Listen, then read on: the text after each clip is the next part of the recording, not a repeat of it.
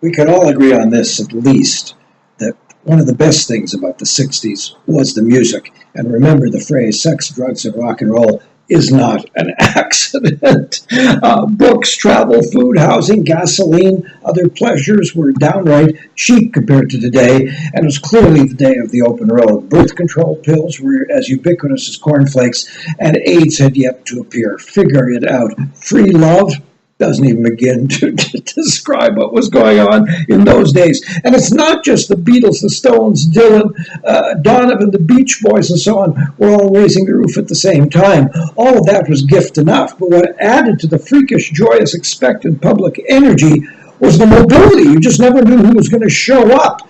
Big or small, psychedelic light shows, killer bands, and suddenly there were people there, in places with names like the Rectal Circus. When you're 21 and you know all the words to the music, to the songs, you can dance like a mad dervish easily into the next day.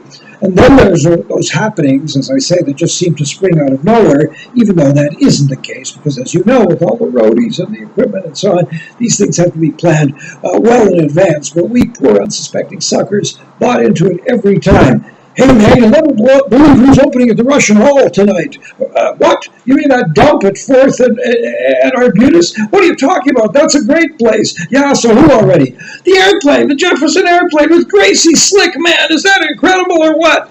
Sure enough, the signature San Francisco rock band with Gracie Slick, easily the best voice other than Janis Joplin, had mysteriously snuck into town, and they set up shop at the Russian Hall. Cost $1 for the weekend. You got a blue-black stamp in your hand, and that kept you going back and so on.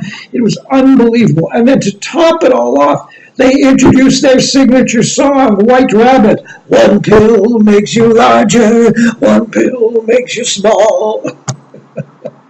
Pickle. So much fun to be 21. Also fun, but different, to be 71.